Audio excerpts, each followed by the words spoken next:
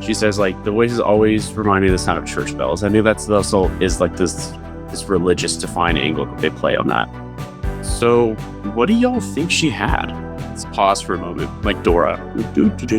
What was the diagnosis? How to be patient.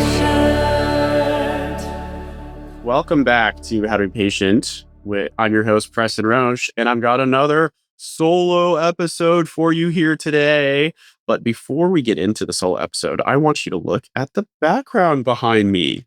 It's different because I moved. I have been going in and out of a U-Haul all week, and I finally moved out of the place this morning. I got up at 6 a.m., and I spent the last 5 hours moving boxes, and I have a flight in an hour. So let's get this done. You know what I mean? I'm in a very get stuff done kind of mood.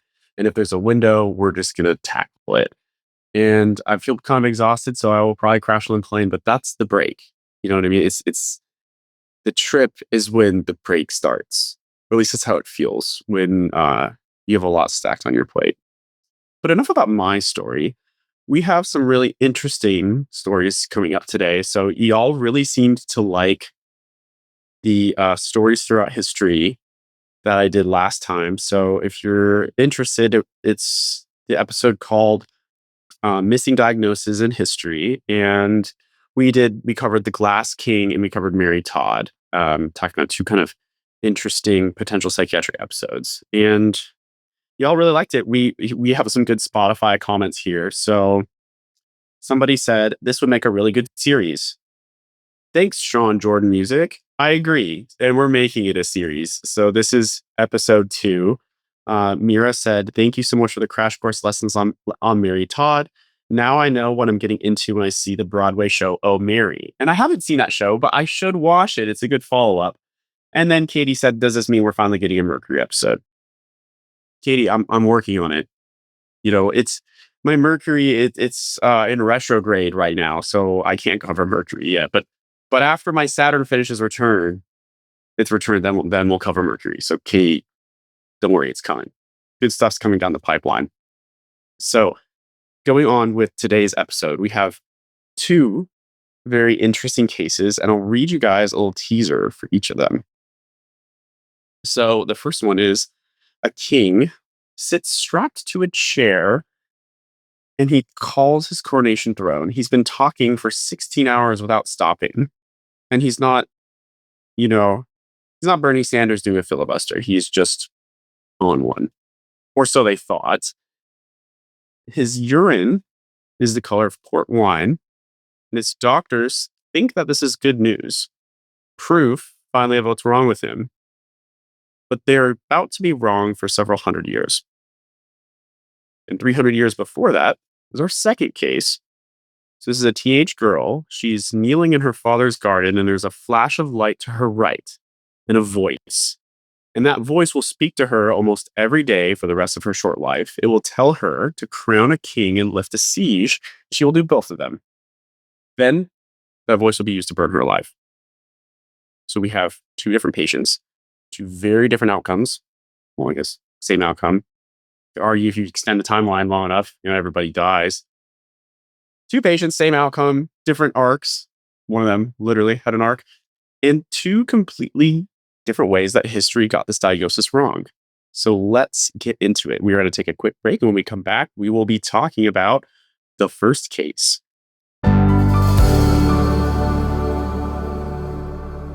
So last time we did a king. We did King Charles, who was afraid of glass. And we're doing another king this time. So this is going to be one of the most famous wrong diagnoses in the history of medicine. Probably. I don't know. We've been getting stuff wrong for a long time. And actually, I would say this is one of the most wrong diagnoses that we discovered so far, because if you get it wrong, but never figure out you got it wrong, it could be arguably more famous. And it was put on the world stage and got a lot of attention in the 60s and 80s. So let's get into it with George III, which I imagine a lot of the audiences are familiar with. So George III reigned from 1760 to 1820, about 60 years, and it's one of the longest in British history. He was a British king. So a couple important points on his resume. He lost the American colonies. He reigned during the Napoleonic Wars, and he's famously known as Mad King George. But before he got the title of Mad King George, he was kind of a boring dude. And for like a majority of his life leading up to the kind of when the madness came out, it was pretty uneventful. So he was a pious guy, which was not the standard at the time. Like he was really faithful to his wife Charlotte across their 15 children. He was dutiful. He was obsessed with agriculture. They nicknamed him Farmer George before that. He was a modest guy.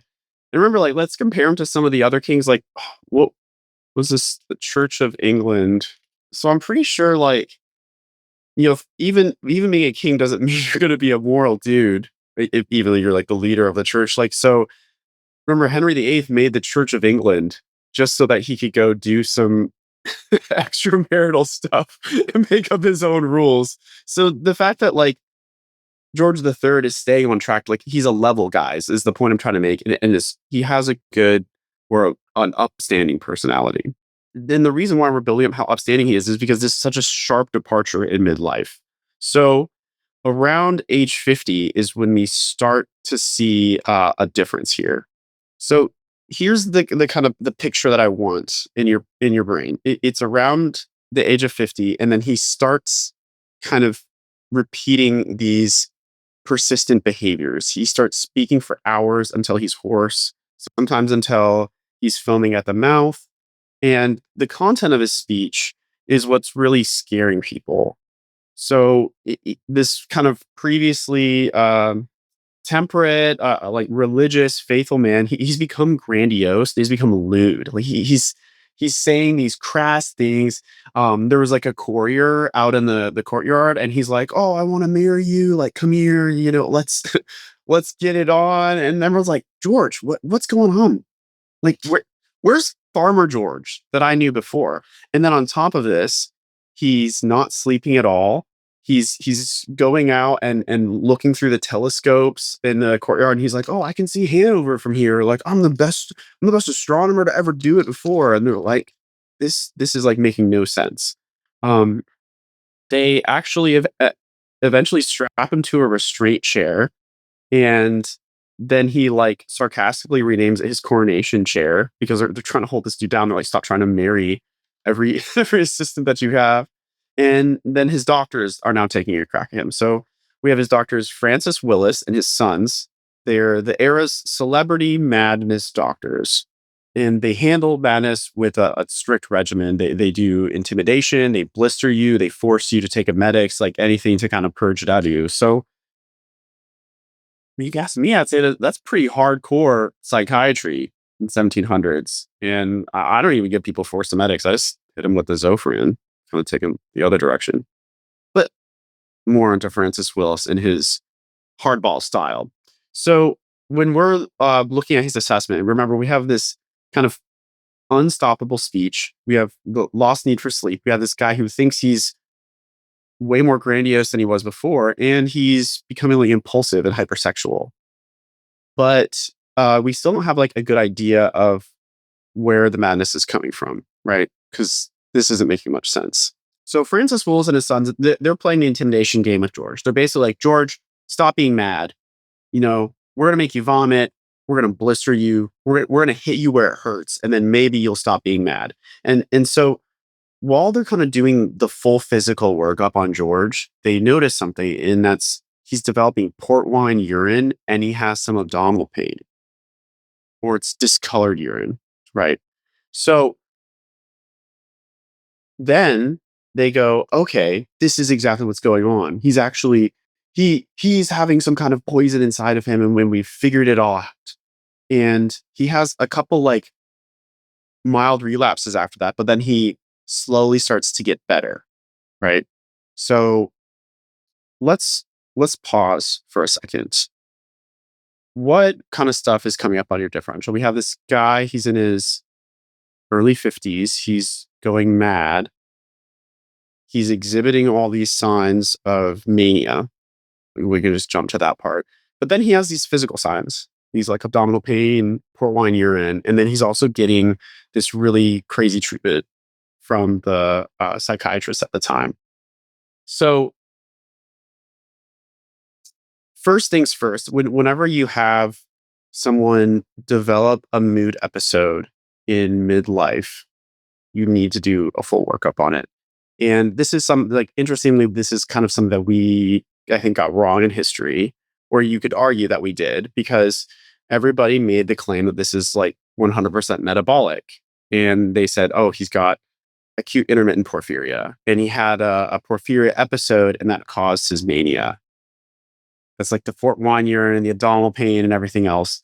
So, and I guess it's possible. So I was looking into the neuropsychiatric symptoms of acute intermittent porphyria. And so heme is when you have enough unconjugated heme or like early precursors of heme buildup, they are neurotoxic and they can cause mania or psychotic symptoms.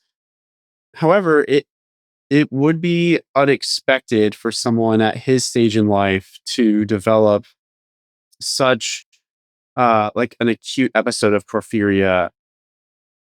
It's usually between like the ages of 18 and 40. So it's possible, but he's kind of like outside of the standard range there.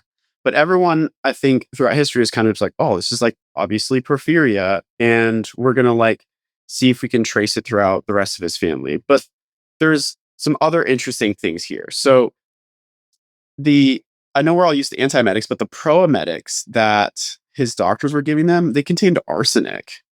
And they started treating him, and then they saw the port wine urine come through. And arsenic is important here because it also disrupts heme synthesis. And so some people argue that actually he was just experiencing a manic episode, and then while they were treating his mania, they induced essentially an iatrogenic porphyria, and then as he's responding to the proemetics, developing abdominal pain, and then having the port wine urine, that was all iatrogenic, and that his psychiatrists were just making it worse, so to speak.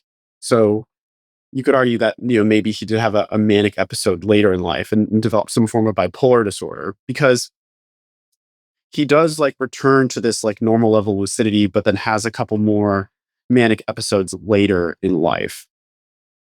The other thing that I would be like interested in looking out for in someone who's developing bipolar disorder this late in life is that I don't think it's like a primary psychiatric illness. Like he may have manic episodes, but I want to say it's like from something else going on. So, for example, like it's unlikely that you develop primary epilepsy later in life, but if you have a tumor, for example, like a meningioma or something that's pressing on a portion of your brain, that irritation of the cortex could cause seizures. So even though you have like intermittent seizures that would respond to anti-epileptic medication, you don't have like epilepsy now, you have a tumor. So he could have a similar thing that's inducing mania. He could also have had a stroke. So you can have post-stroke mania, even like some early forms of frontal temporal dementia, which I would say he's like right in the range for between like 50 and 64. So as that tau protein builds up in the frontal and temporal lobes, it can start to degrade the anterior cingulate cortex, which can also lead to manic-like symptoms. I feel like I'm like, for those of you who are watching a video, I feel like I'm like slowly leaving the frame here, and I'm going to recenter myself really quick. So I think those are all the other things that I would consider. I think as we revisit the madness of King George, and before said it was all acute intermittent porphyria, I think we're coming back to saying like it was probably that he had bipolar disorder, but we're not sure. Sorry, not bipolar disorder, but that he was experiencing episodic mania due to probably some other medical illness that is unclear. So, and I guess, but finally, even though I've been like hating on it being primary bipolar disorder this whole time, is because you can still technically develop these mood episodes that late in life. If you look at the bell curve for like first break psychosis and first break mania, it's still a bell curve, and it peaks around like 25 to 30 for men. But as it kind of flattens out on the side, there's still like a small sliver that's going to be like touching into like middle age. And he might be like a standard deviation and a half or 2 standard deviations to the right of the norm, which decreases the probability. He might be in the like, I don't know, 98th percentile of age to develop the illness, but that doesn't make it impossible. It just means it's like, of all the people who develop bipolar is like 2% chance or something. So that's like one thing I get into a lot with psychiatry is that like just because it doesn't fit our like usual age parameters doesn't make it impossible. And I'm not saying that to encourage you to think that, your 89-year-old grandma who's having hallucinations in the hospital is developed a new onset schizophrenia, but that it's not impossible. And you have to remember that as you're like ruling out all of the other like medical causes that sometimes it does happen. And we have to take that into account. And we can't just like give someone a bunch of arsenic, watch them piss blood, and then go, oh, it was porphyria all along. And that's all I have to say about that. So we're going to take a quick break. And when we come back, we're going to roll into the second story. Okay, and we are back to talk about Joan of Arc. I'm just going to say that right out the gate. But let's tell her story first before we kind of get into all the medical mumbo jumbo. I feel like we kind of went straight to that on King George. I want to let this one build up a little bit more. So let me set the scene for you. We're in a place called Domremy, a village that's kind of clinging to the eastern edge of France. And this is important because it's about the worst stretch of the 100 Years' War. And Joan is the daughter of this tenant farmer. She's not noble. The dad is not literate, and no one in the area is educated or can read or write. So she's kind of hanging out in this like little peasant region. The English, they hold the north, and King Charles, you remember from before, he's been disinherited, he's uncrowned, and he's like basically losing to the English right now. So this is the context of where she's in France. So now she's about 13 at this time, and she's in the garden, and she hears this voice, and she sees this light, and she knows that the light is to her right, and then the voice comes over her. This kind of like whole sensation. This happens all of a sudden, like within the snap of a finger. And she was really afraid that the first time this happened, but then the voice itself, it comes back. And she hears it again when she's in, other random situations like doing chores or walking to town. But it's not, the voice isn't constant. It like goes and then will come back all of a sudden. And then, it for context, it's like a formless voice. So it's like mumbles like, that's how I imagine, at least. Or when patients tell me that they have voices they can't articulate, that's usually what they say. It's like kind of grumble, or it's far away. A. But she can't make it out. And then it does start to resolve into these like voices that she can't distinguish. So she names them. The first, Michael, being a saint. And then there's Catherine and Margaret. And they don't rant. They're not yelling at her, not telling her she's bad. They counsel her and they start to comfort her. So she was afraid by these like rumbling voices at first, but now she finds them to be helpful. So this is the part that should really kind of amaze you, or because it amazed everybody at this time. This kind of teenage peasant girl on the authority that she can hear voices or is being told voices. She talks her way up to the Dauphin's court, and she gets in front of the king and tells him that a voice has sent her to put a crown on his head. Catherine and Margaret said, we need to get Dauphin a crown and put this guy in charge. And then somehow it works. So she rides the siege of Orleans. This is in 1429. So she's at the court of the Dauphin, and she tells him about this kind of like divine prophetess voice. And then he's like, wow, we need to start putting this into action. And so he puts Joan on the front of a relief force party and sends them to the siege of Orleans.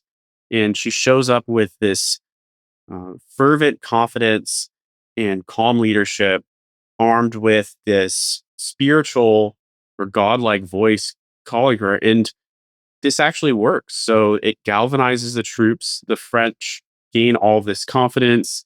Word gets around that they have essentially the French have God on their side, and the British in the area they start to lose confidence, and then they win. They turn over the city. A few months later, she gets to stand beside Charles at his coronation in Reims, which is exactly where she said she'd be. Now she's in the center of the nation's conflict, but a year ago, she was just standing in the garden and getting shot with a bright light. This all happened in 1429, and in 1430, she's captured in Compiègne, and she's handed over to the Burgundians, and then they sell her to the English. They don't want a soldier or anything, but they see her as the symbol, and they want to destroy that story that she's bringing with them. So they want to declare Joan to be a heretic and a witch, and they want to unmake his kingship ultimately. So they run through this whole trial of condemnation at Rouen. It's not really about Joan. It's a political demolition and a chance for them to attack everything that the French had at this point. They make her into this devil, this witch, and then in 1431, at the age of 19, they burn her alive at the stake. And I think that's a story that most people know. So I actually didn't really know the full story of Joan of Arc. I knew that she was a young teenage girl who played a role in helping motivate the troops of France to win a couple important battles. And I knew she got burned. That was about it. But I didn't really know, before kind of reading and prepping for this episode, I didn't really know much about kind of the divine interventions that she was experiencing, and also kind of the different, the physicality of it. So now let's kind of get back into the clues as to what Joan might have had. And the most interesting thing here is actually we can read from the testimony of the trial that they had, because it was a sham trial. They're accusing her of being a witch, but she still has a chance to tell her story, and that allows the nerdy neurologists and psychiatrists throughout history to go back and kind of reanalyze it. So going back, it's a 13-year-old girl, no significant traumatic events leading up to this point. She's hit with this episodic sudden great light and then auditory hallucinations that also are episodic and come and go. She doesn't have any impaired cognition between them. When they ask her how long these periods last, they're brief, says that they come and go. It can happen in the daylight, but also can happen while she's sleeping and bring her out of sleep and wake her up. So one of her own lines she says is, "I was asleep and the voice awoke me." They ask her how often this happens, and she says usually it's a few times a week, but then it gets on to the point where she says, "There's never a day I do not hear them." And kind of the tone underneath all this is that she always associates the voices with bells. She says, the voices always remind me of the sound of church bells. I knew that's also is this religious defined angle that they play on that. So what do y'all think she had? Let's pause for a moment. Like Dora. What was the diagnosis? Okay, let's talk about it. So do you think she has a primary psychotic disorder like schizophrenia? She have any paroxysmal psychosis? I don't think so. And if she had schizophrenia, I wouldn't expect her to be so cognitively organized in between, and also not progressing so severely that she would be able to work with all these troops and political leaders. I think she would be cast aside as mad probably pretty fast. And I don't think it would take her to get to the trial to be killed or burned or something. I think something bad would have happened earlier. So, but it does kind of fit the timeline. You can develop schizophrenia, between the ages of 13 and 19. That would make a lot of sense. I don't think it's mania. It doesn't really seem that she has any mood episodes associated with it. I think it's actually kind of outside of the realm of the DSM. And I think it's some other neurologic event that's having some psychiatric symptoms going on. So it could be do you think it's a metabolic disorder that's acting up or down? I don't really, it doesn't make sense to me. I'd also expect her to start getting more severely sick and have more somatic illness, which I don't think we detect any evidence of. And it could be something autoimmune. So, like lupus, for example, the primary symptom can be psychosis, but I don't think that was going on either. I would also expect it to at least eventually start having some other issues. And I also don't think it'd be like as episodic. Or if it was episodic, it'd be like months of psychosis and then it remits, and then another couple months of psychosis. But this is like momentary throughout the day, like your heart skipping a beat. So even like kind of the episodic nature of lupus doesn't quite match this episodic nature. Um, so that's where I think we move towards something seizure like, or like some kind of epilepsy. And this is fascinating to me because there's a couple specific signs that it could be a type of epilepsy when she does experience it. So if you, it was like frontal lobe epilepsy, you can get like confused and you can become disinhibited, aggressive. If it's, like diffuse epilepsy or it comes from like an epileptic foci, but then it spreads the rest of your brain, you'd have a full tonic-clonic seizure. Then, like, obviously that happens episodically, but it wouldn't result in this. But you can have temporal lobe seizures. So, temporal lobe seizures can be contained within that region of your brain, and they cause a couple different like auras. So, your temporal lobe, it's in charge of your amygdalas is right next to it. Your thalamus is right there as well. It also has a large control over language, um, over kind of like your sense of perception and your memory. So those are all things that would be if you'd expect to be affected by a temporal lobe seizure. So you can have like sudden, strong emotional changes. So sometimes people can feel unprovoked fear or even intense joy or confidence. You can experience like really sudden illusions of taste or smell. So, like gustatory and olfactory hallucinations are common for temporal lobe seizures, but you can also have visual hallucinations. So, you can also get this kind of like rising feeling inside of you, like you're slowly building up. You can also have sudden onset deja vu or jamais vu. Jamais vu being that something should feel familiar, but it's not. Like you've forgotten about it. This could happen episodically, lasting for moments and then going away. So, what I think might have happened is she has a temporal lobe seizure, and that's where she sees the bright light. And then she has an auditory hallucination with the temporal lobe seizure. And because her epilepsy is untreated over the next couple of years, it's causing like hyperexcitability and irritation within the temporal lobe. And her brain is also trying to make sense of this seizure input. So that leads to her starting to like articulate what the voices are saying. And the fact that they're encouraging too is also kind of pushes against psychosis, which it's it's almost always like a negative or like a paranoid voice or voice that makes you feel less confident about yourself. But these like articulate voices that are giving her counsel that only lasts for a few moments. That sounds like an epileptic event. And then the fact that she's lucid in between these episodes, where things are like otherwise okay, that also points towards epilepsy. It's like she's kind of has these like discharges and then goes about her day. Now, the final thing on the differential that I guess I didn't include is maybe God was talking to her. I don't know. Like you could, I'm not a religious person, but really strange things do happen. And I'm like, well, if I was God and I wanted to talk to Joan of Arc, maybe I could induce temporal lobe seizures in her and then use those as the medium to communicate with her.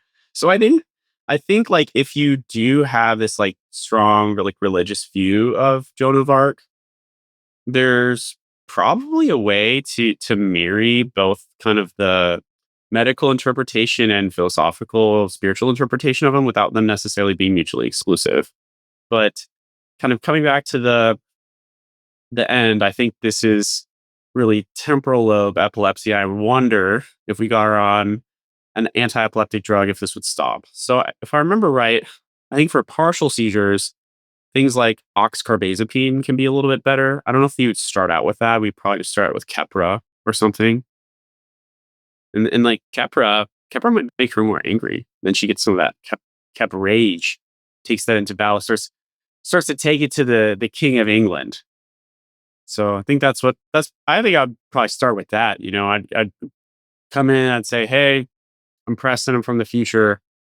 I brought this bag of K. K stands for Kepper with me. And I'm going to give it to Joan just to see if it stops the voices. But I know the voices are good for y'all. And I'm worried it might be this thing called temporal of epilepsy, but you guys don't have to worry about that right now. Just that I'm just curious, so we'll give her some Kepper for a little bit. If the voices stop, cool. I'm actually going to take it back, let her go back to hearing the voices because y'all need that to win the war. Kind of makes sense. Like do no harm, right? So it's like if the patient's illness is doing something for him, I'm not one to stand in there. We're serious, sir. I'm not trying to change course history. I just want to find out for myself because I'm a curious guy, and I think that's all I have for today. I thank you for being patient with me. I guess this whole thing is called How to Be Patient. I put together the outline for these episodes, and then I went back to moving. So I've basically, I felt like I was a little underprepared for this one, but I wanted to kind of get through the story for y'all, and then so we may do more of a cover up, or a fill in the blanks type episode later. Thank you to everyone who's been enjoying the history episodes, who's been commenting.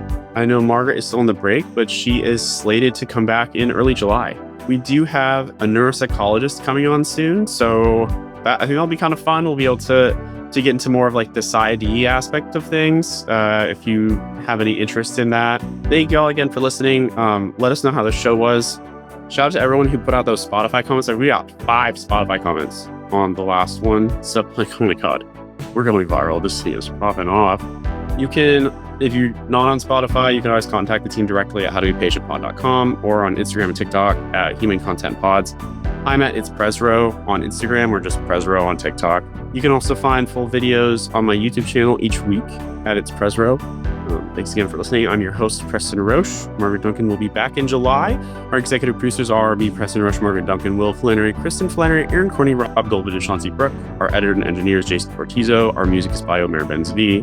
To learn more about our program disclaimer, ethics policy, submission verification, licensing terms, and our HIPAA release terms, go to howtobepatientpod.com or reach out to us at howtobepatient@human-content.com with any questions or concerns. How to Be Patient is human content production. Bye.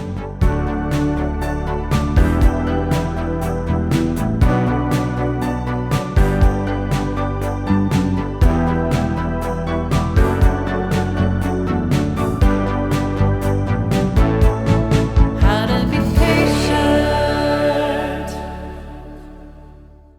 Thank you for watching. If you want to see more of us, or if you want to see, this is Lilac, she's my cat. She's going to be waving her hand at one of the floating boxes, which will lead to more episodes. Lilac, point to the other episodes. Lilac doesn't know what the internet is, but I swear they're there. They probably exist for real. But in the meantime, I'm just going to pet Lilac, and then I'm going to go dance in the background.